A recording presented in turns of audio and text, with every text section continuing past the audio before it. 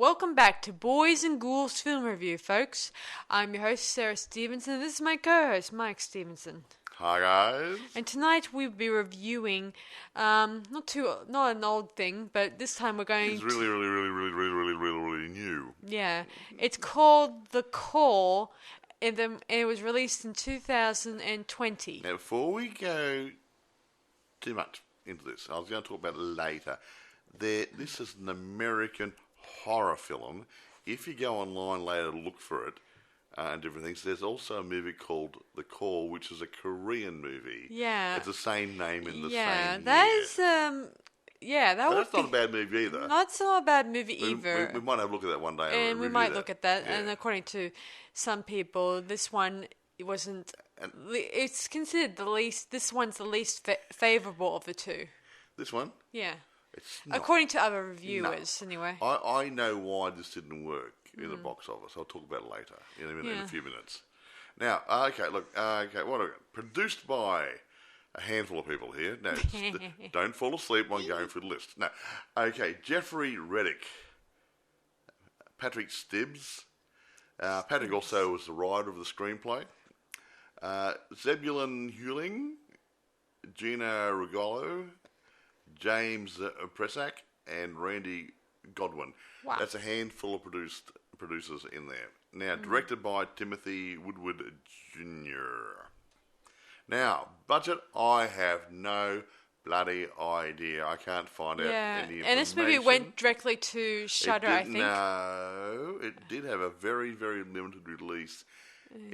Theatrical release and box office at 726,000. And considering it probably went just to stream, and then because then it went to video on demand about 3 or 4 weeks later. So I think really the COVID virus lockdown and everything else, it just went under the radar. Yeah. Well, actually, yeah, quite right. But I think it has been just so you guys know, there's not very much information to go by in Wikipedia after it's released. To review it because it slipped under the radar. That's what I'm saying to you.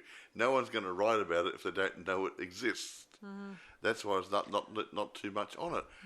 Because I don't know in America where it was released, but if they're having theatre lockdowns or people still social distancing, it just didn't get a good look. It didn't get a good showing at the theatre, so. No one knew it was there. Yeah, it was under. Which is a shame because I think it's a damn fine movie. Yeah, there's some really good elements I like about this movie. It makes me think of a bit of Nightmare on Elm Street, sort of a little bit. It has a mixture of different things. There's a bit of elements there. It's got a good feel to it. Dealing with restless spirits and. Don't talk about the feel to the movie. That's the way it was done. And the ghost seeking revenge. That's the storyline. I'm just talking about the actual feel of it. The guy who directed it and the cinematographer, I don't know his name. Do I say brought this to life or brought to death? I don't know. It came over creepy. The middle and the opening was considered cool. But I thought the end it lacked something again. You didn't like because it went in one direction, you wanted to go in a different direction. It just there was nothing, it just ended really flat. It could have been a tad better. Yeah, Yes. However, we'll talk about it later on. Going back to, it was released in the United States on October the 2nd last year. Mm-hmm. And it was released on video on demand on the 30th October. So, about 3 to 4 weeks later, it was off the screen. Now, like I said, I think it had to do with theatre lockdowns and social distancing in different areas. And it's just one of those movies which people just didn't get a chance to see, which is unfortunate. And it was released on Blu-ray in December last year. So really, it had a very, very short lifetime out in the real world, which is really a shame for, I think, the producers and directors of this movie did a damn fine job. I've seen a lot worse movies have had better runs. So I think it was overlooked. Yeah, so anyway, who stars in it is a big question. I'm glad you asked me that question. Yes. Now, I'm going to do these in the sort of the order I saw them in the computer online. Now, Lynn Shane, she plays an old lady who's used to have a child minding centre. Yeah, child daycare, whatever. Or daycare thing, child daycare thing. And she had to close it down because a child went missing, was found dead, whatever. And she was accused. Well, actually, wasn't she... They said that she was missing and they never found her body, whatever. Well, they said that, but during the movie, the girl just threw her over a little bridge into a little creek. I'm sure someone has seen it. Probably. Okay, go Maybe on. Maybe on the day when she died, they couldn't find her. Okay, go on. Let me actually say something. Okay, go. Thank you. Right. So she was accused of the child's disappearance and then possibly murder. Yeah. Okay. And this group of teenagers from local school are harassing her. Now, Sarah will talk about that later. Mm-hmm. But anyway, she has been in numerous other movies, and she's known as a scream queen. Ooh. In her own right. Sweet. Now, here's a couple of things she's been in. She's been in a lot of roles, including Alone in the Dark in 1982, and Nightmare on Elm Street, 1984, Critters, 86, and sequel Critters 2, The Main Course, in 88, Amityville, A New Generation, 93, Wes Craven's New Nightmare, in 94, Wow. Dead End, 2003, wow, 2001 Maniacs, 2005, its sequel 2001 Maniacs, Field of Screams, 2010, Ouija, 2014, and its prequel Ouija Origin of Evil, 2016, Tales of Horror Halloween, 2015, Abattoir, 2016, The Final Wish, 2018, Room for Rent, 2019, and The Grudge in 2020. Wow. She does get around, and she loves horror movies. Mm-hmm. So who else is next on the chopping block? Now, here, I wouldn't say he's one of my most favourite actors, but he's up there with them. Tobin Bell. The guy who plays Saw, Jigsaw in Saw, the film. Oh, by the way, Lynn Shane plays Edith Cranston, and Tobin plays her husband, Edward Cranston. Now, Tobin, he was in the Saw franchise, at least the first couple of them, and then probably did some voiceovers, and they had some retro stuff thrown in. But mainly, he was known as John Kramer in Jigsaw. He had been in lots of movies and TV shows and other things prior to this, but I think the Saw franchise gave him a bit more of a leg up. We got more recognition. Right.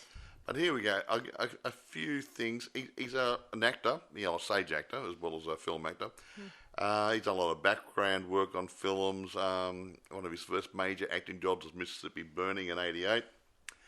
And he went on to star and made for television, films and guest shows and whatever. Before his breakthrough with Saw. Incidentally, some of his dialogue in this movie, I often think that the scriptwriter may have used him as possibly the his inspiration for the character. I've got the way he spoke and his measured tones or whatever.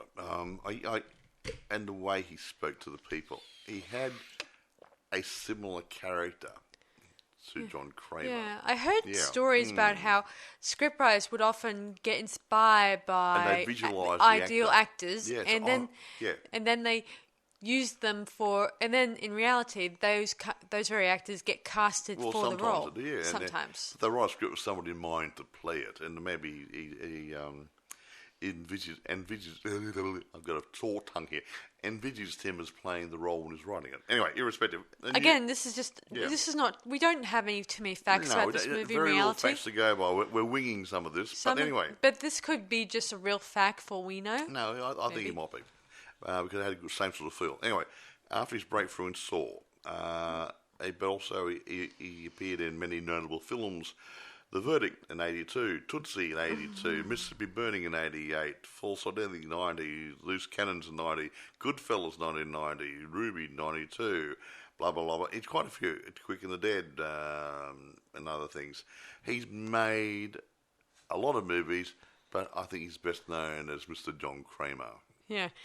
Anyway, moving on. So who else stars in this? I'll go for the kiddies now. Well, I said this is about kids harassing an old lady. Maybe Sarah will tell you about it in a minute.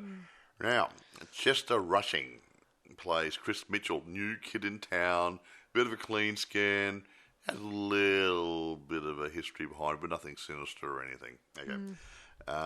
Erin Sanders plays Tonya Michaels. She's a nasty girl with a chip on her shoulder, and she likes to harass this little old lady along with her cohorts, Mike Manning, who's playing Zach Lambert, and Sloane Siegel, who's playing Brett Lambert. They're obviously brothers, and they hang around her. They follow around like a little puppy dog, just following their owner around, and whatever she says goes. And so she got him by the on a short leash, and everyone does what she wants to do, and they harass this poor old lady. Which Sarah will tell you about in a minute. But they're the main ones in the movie. The Mr. and Mrs. Buggerlugs, Mr. and Mrs. Cranston, and the 4 kiddies.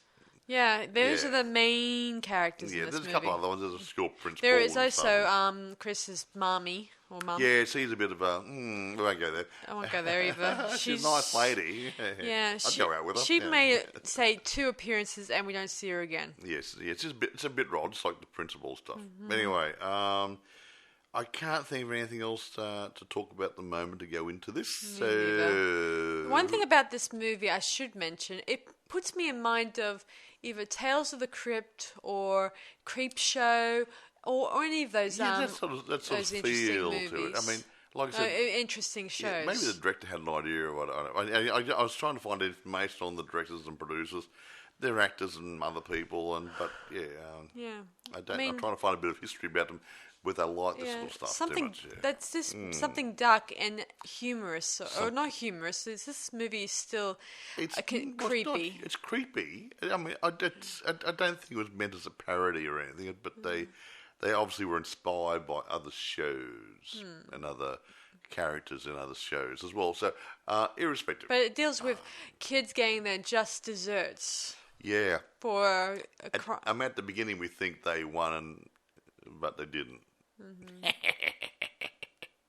Anyway, so I'll begin the story. Once upon a time, there was 3 bears? Yeah, it begins with a new kid is in town. His name's Chris, and he is, he's trying to, he's at school. They've come to a new town to settle. Yeah, and of course the principal has pegged him out and asked him into his office, and there along the lines he meets this nice little, no, not nice girl, but nasty girl. A pretty young lady. A pretty young lady named Tonya, or Tonya Michaels. Yeah, very nice. Yeah, she's it's the 80s, so you know. It's 1987, so you guys know. The clothing is very different. She looked pretty good to me. I'd go out there. Yeah, I love it. Anyway, he's called into the principal's office. They want to discuss some past incident from his previous school and whatever. Yeah, and when I thought we thought it was a problem, didn't we? Yeah, when they mentioned something about a problem, I thought maybe it would be something like he's pushing violence or drugs or something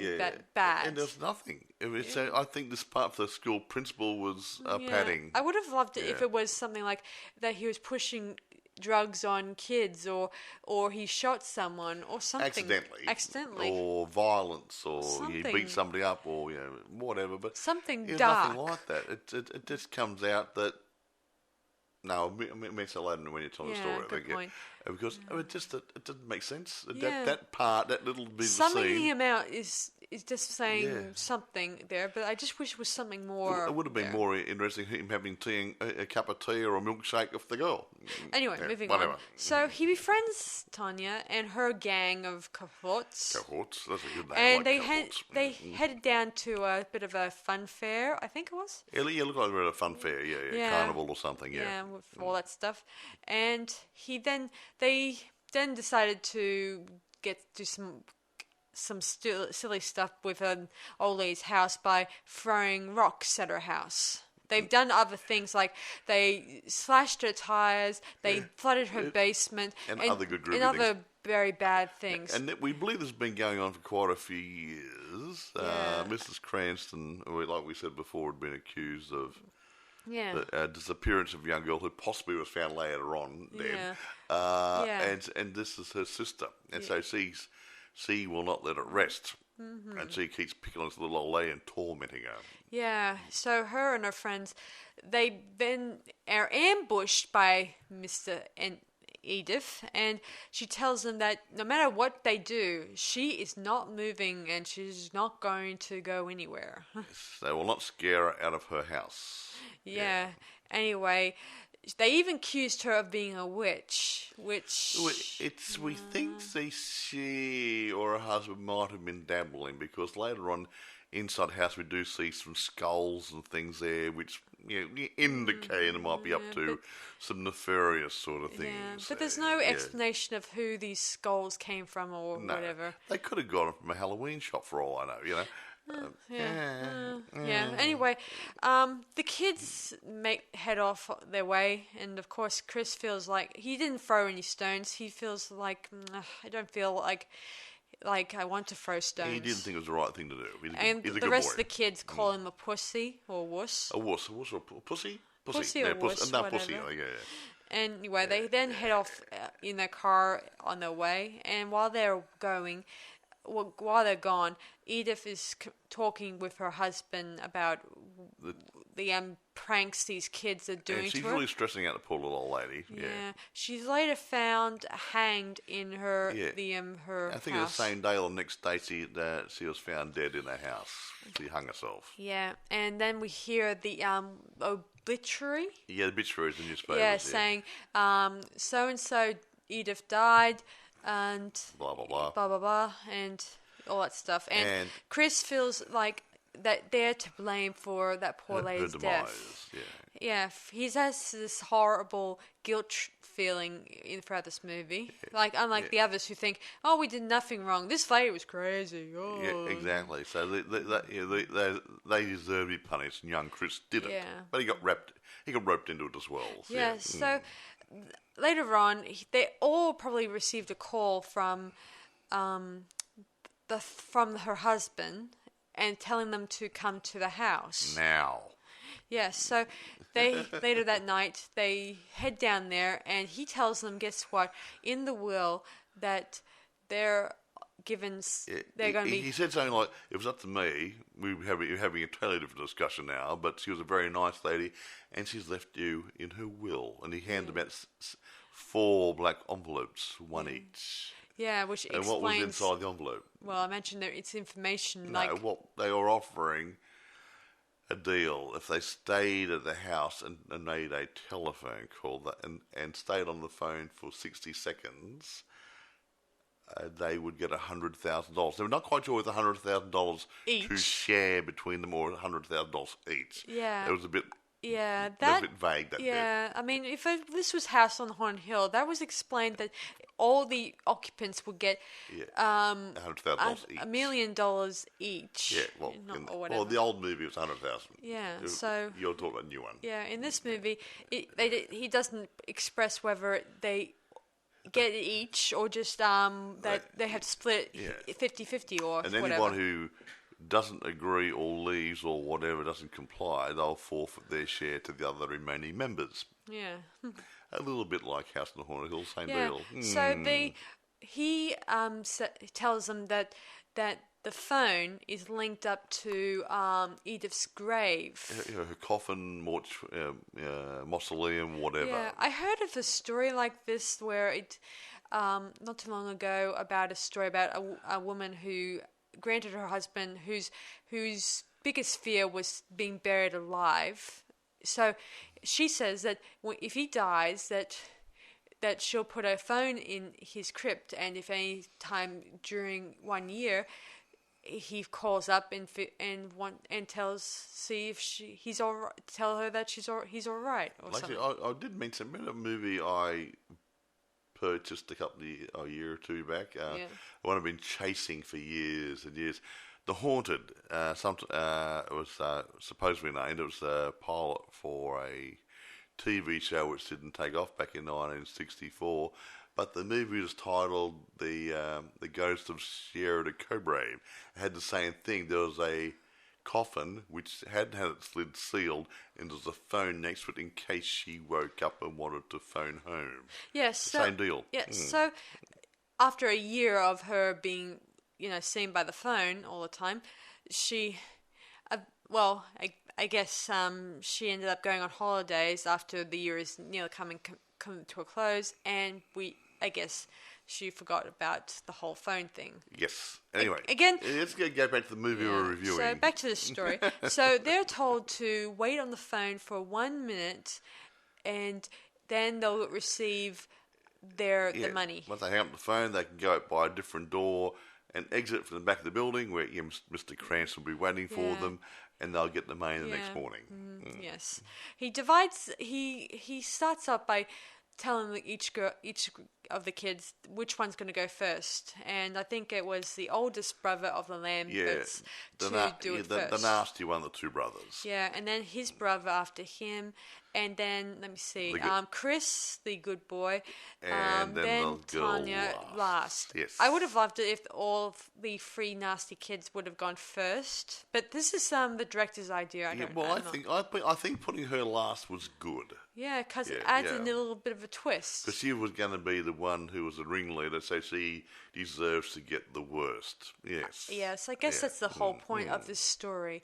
So build up to the worst. Yeah. So the boy heads upstairs, and the door opens, and it goes and slowly it closes, and then there's the phone number is written on a sort of on a piece of paper, a notepad or whatever, and so he dials it using. This is an old-fashioned phone with a dial on it, not a pulse phone. It's an old one. Actually, more sinister dialing. Put your finger in it. Yeah, and while he's dialing, he then hears the voice on the other end and thinks it's probably either her husband doing the voice, all that stuff. But it's the old lady who's been dead for a few days. Yeah, and for some reason, during this conversation, it transports him back, into a sort of a hellish dimension, if you will. Really that's weird. very yellow and very red and awesome and the picture's bending a bit and stuff to indicate it ain't the real world no more. Yeah, somehow he's in his own personal hell, if you will. Yes, pretty much. Yeah. See, it flashes back to his past where he's with his brother when they were younger, and he hints that his father was a bit of a monster to him. We get the impression his father was either or both a child beater and possibly a child molester. And I think he may have molested his younger brother. Yeah. We think. So, anyway, it's never confirmed that part. Well, it didn't actually come out, but the violent nature of their father did come out. Yeah. Yeah. Eventually, he gets strangled to death by his own father, and we see much after this incident that he's vanished from the room. He's gone. So we don't know where he went to. Yeah. Well, we got an idea where he went to. Anyway. Yeah. Then it's his brother's turn. So he goes up there and dials the number and thinks, "Oh, hello, Edith. I didn't know you were alive. Yeah, it was all a prank, sort of thing." He's a bit of a denial is the river into Egypt. Okay. Yes. Yeah, exactly. And he gets transported to the past, and his greatest fear is monsters under the bed. Yeah, and he's under the bed, and his dad is there, and he's given his brother a bit of a beating. But because he stood up to him. Yeah. Eventually, he gets confronted by his father, and there was and then eventually he gets dragged under the bed by an unknown thing. Yes, and he disappeared. Yeah, and we don't see him again. Oh, shame. Then poor Chris's turn. Yeah. Chris goes up there. And eventually, he goes in the room and he confronts his inner demons. As it turns out, his one is not as intense as the other two. Yeah, he wasn't naughty. Yeah, see, he was a good guy. See, his most guilty memory, if you will, is the fact he abandoned his girlfriend who was pregnant at the time, and she wanted to do something about it. Do the right thing. Get married or tell everybody about it. And tell her parents about it. And he was worried about what his parents would say. Well, she's carrying the baby, and And he was jumping her bones and everything. Yeah. He should have had a bit more respect for the girl. Yeah. Later on, when they're driving home, her car crashed. She got into her car to drive off. And he was and it was raining. Yeah, and her car slipped and hit some trees. Yeah, it was up on the side there, and she obviously died in the car crash along with her baby in her tummy. Yeah, and I guess this is and where... he felt really guilty. Yeah, and then eventually he does get confronted by... Pause. And that's the part I don't understand why the school principal wanted to talk to him about his past coming from the other town. I don't know. He didn't do anything wrong. That was the only thing that showed up in the whole movie. Her actions were... Had nothing to do with him. Nothing to do with him whatsoever. Except for feeling guilty and probably feeling really bad. Yeah. Anyway, carry on. He eventually gets confronted by the ghost of his girlfriend, and instead of being menacing or nasty to him, she tells him that to escape this nightmare how to escape is to go back to find the telephone and pick it up again. This makes me think of Matrix. This very scene where you have you're inside the Matrix and you have to find another person. It goes ring ring. A landline phone in order to get back to the other end. Yeah. Similar sort of feel. He picks it up and he ends up going back to the chair in the office where he started from. Yeah. And the back door opened, or the other door on the office opened. Yeah, meaning he just he survived. And all that stuff. Supposedly. Yeah, but he decides to go back to where he began before. Oh no, he went down the stairs and he's heading towards the back, and he saw the front foyer, which is where just the room where they were waiting. That's where they started from, and he went there to tell the girl all about it. Yeah. He didn't go out the back door the way he's supposed to. Yeah. He then goes to her and tells her that what he saw. Yeah, what to expect and whatever, and and he should have done that. Yeah, that's where it put him in a loop. Yeah. Eventually, she heads down the hallway and she sees that in the lounge room, a television set that's. Doing white noise, whatever. And then when she enters there, she sees a rifle there, and then the TV clicks. She clicks on the television and sees Edith talking to Chris, and it's hinted that Edith is alive and wanted to kill the girl and wanted to kill her. And gave Chris a gun, but this didn't happen. You see. See, this was off.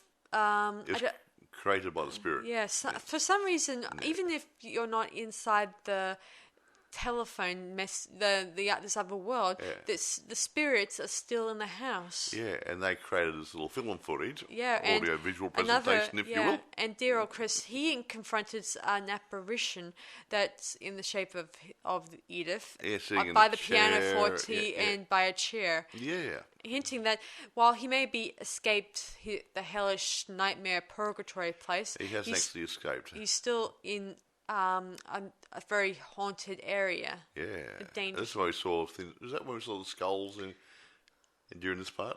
I think maybe. Yeah. Eventually, he heads down the hallway and he does go into the lounge room where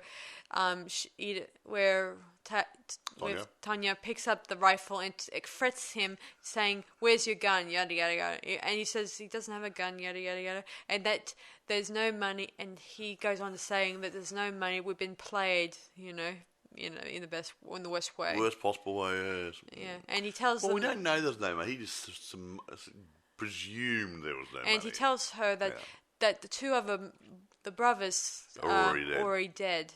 And he wouldn't know that, but he presumed that from what happened. He did confronted one of the brothers. He saw the younger brother in his dream state, didn't he? Yeah, but as it turns out, it was more of a demon, maybe? Demon or Edith in disguise. Who knows? Or it could have been him. He could have been a tortured soul now. Mm-hmm. Who knows? We don't know. We don't know. It seems that whoever dies... Fill in the blanks, guys. It seems whoever dies in there... the demon or... the Edith takes their form or something like that. May do. We don't. So again, that part was unexplained. Like fill in the blanks. Eventually, Edward appears and tells them that his wife wants Tyler Tanya to be the next one to, get on the phone.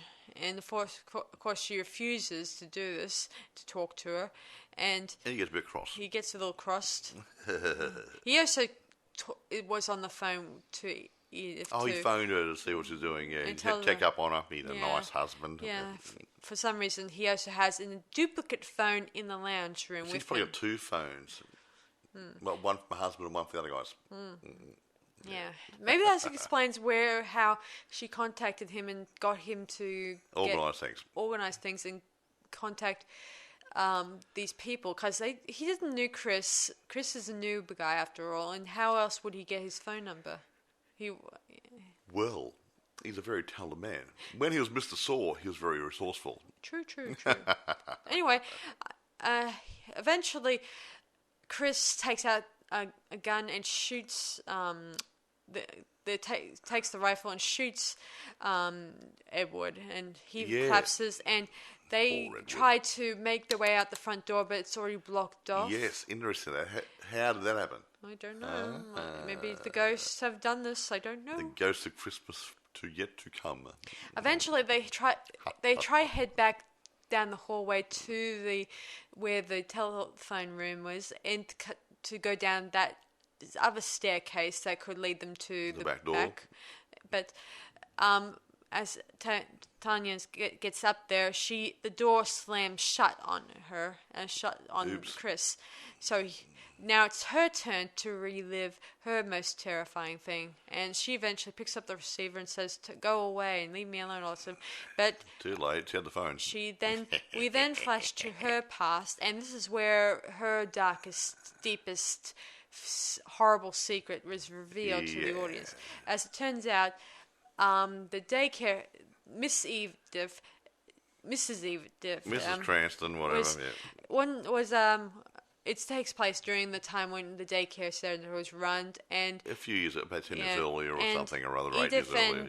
Laura, that's the girl that's Tanya's sister. Your little sister. Yeah, they had.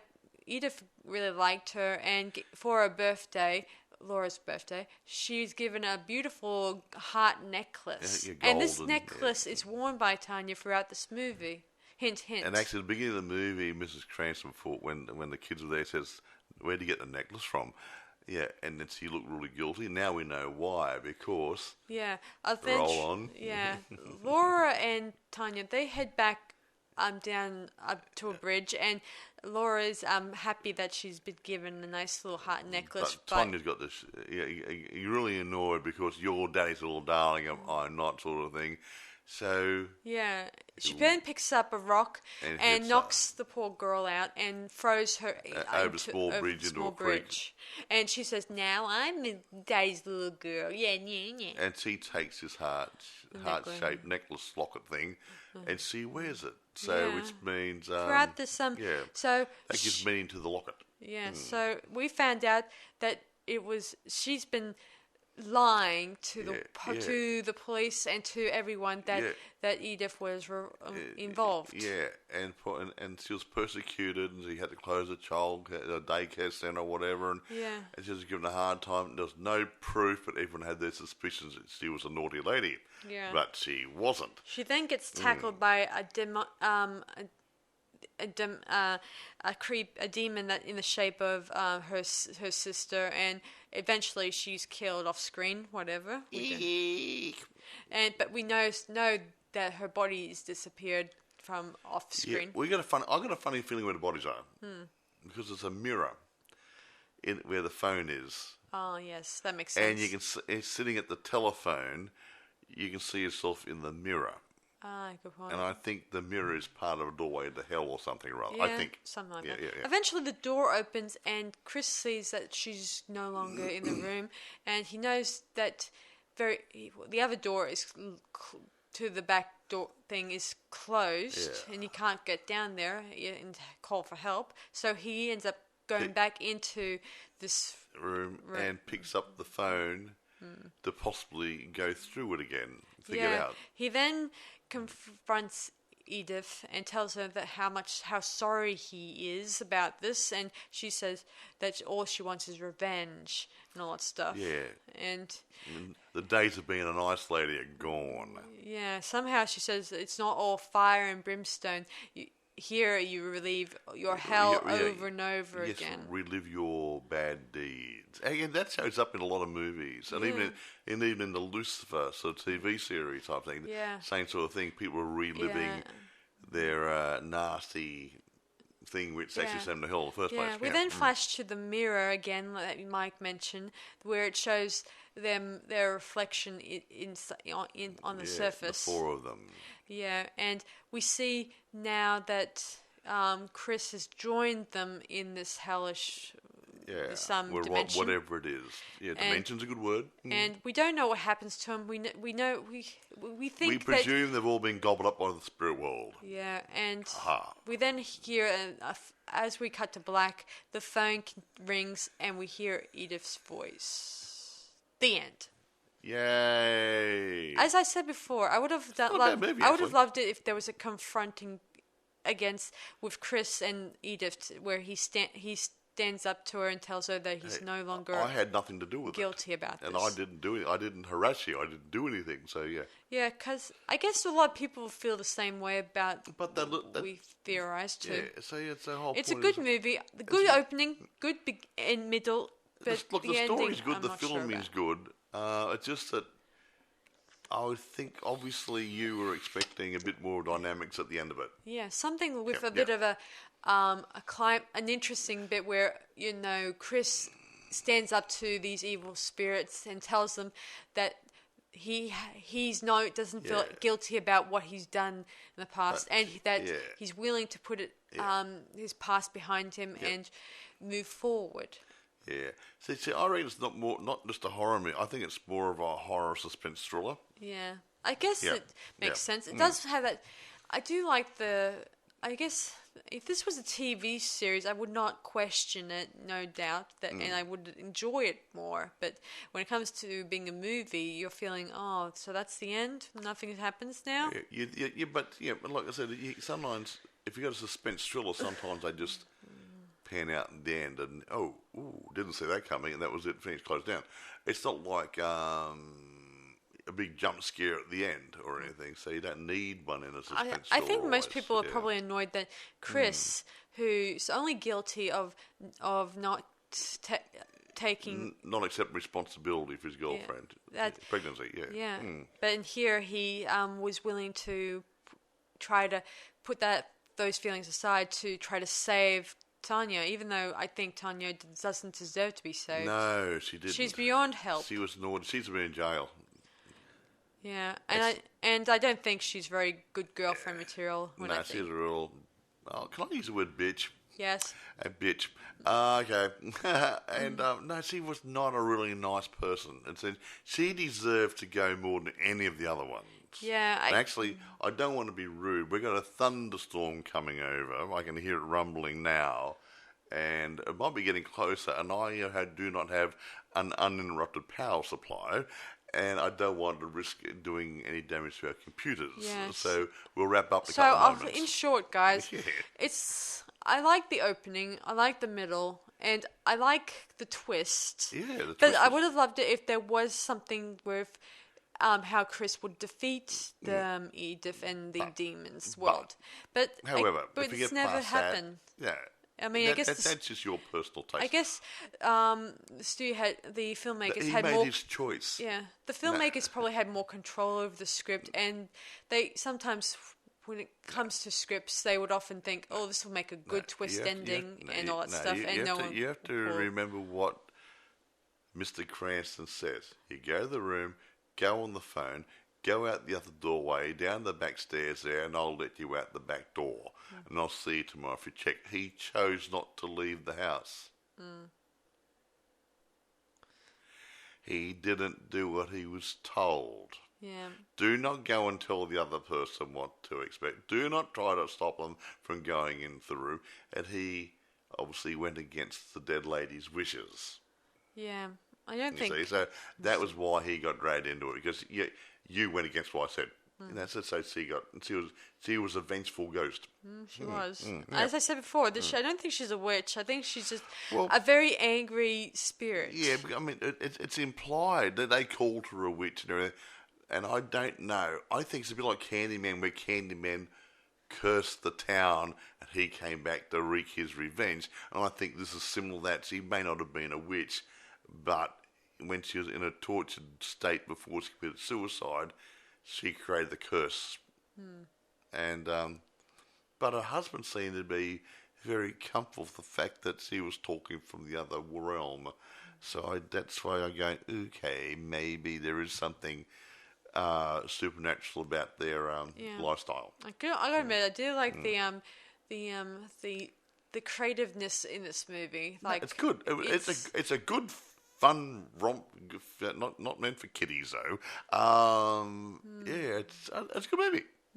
Yeah. Again, the path the principal wasn't needed. It had nothing to do with the story whatsoever. Make sense. It doesn't make if he sense. was a drug pusher and he was pushing drugs on drugs, and then he shoots a rival drug person. Yeah, but he would have been in jail for that.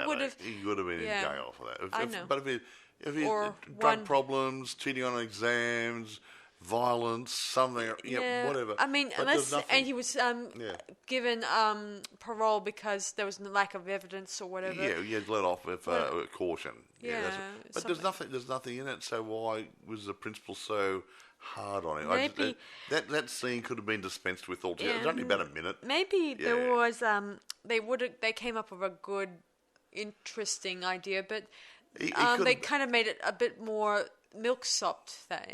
What's really words out? You don't know what you're talking about. Not milk-sopped. It just feels like they milked it down to make it look like Chris is not guilty of too much stuff. I think what those should have been done is the principal should have been a happier, smiley guy, knowing that he came there from another town, his girlfriend had died in a car accident.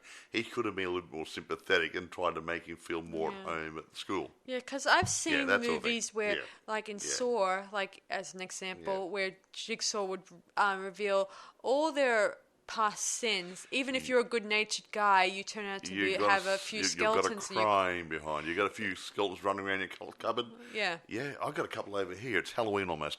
Anyway, sorry. Yeah, but you get my meaning, Mike, that this movie, it had something, and I wish that, to goodness gracious me, that more than ever, that they would at least made Chris a little bit of a black sheep in this movie. Yeah, they could have gave him a bit more of a darker past, or he could have been a bit lighter with the principal part, and because in this one he was the white sheep, nice, good-natured. The white sheep. He's just not the lamb to the slaughter. That's what I mean. He was like the lamb to the slaughter, and there was, and I guess, and considering that his ghostly girlfriend appears to him and helps him. So she forgave him. And she wanted to save him from this evil lady. Yeah, that was his first. Anyway. Let's rate us now. Sorry, guys. A little bit concerned about the storm. I was giving it hand signals because the storm's coming over. Yeah. So, what do you think of this movie? I am going to give it a good rating, and because I like the direction, I like the cinematography. The script wasn't bad. The storyline was probably about 95% there. I mean, a couple of little tweaks I could have done to it. I'm going to give it about 9.5.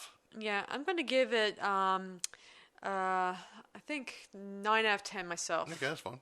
Just not a 9.5 because I feel like... See, you didn't like the ending. It's not just that. It's just that I thought that the script was too controlled. I know this is the 80s, but controlled. What do you actually mean? I know that this is the 80s, but I often think that it would be good to have a little bit of ab-lib stuff here and there. As long as you don't. No, it wasn't ab-lib. You weren't there. I think you're trying to say that it plodded along quite nicely, and did like dynamics or what?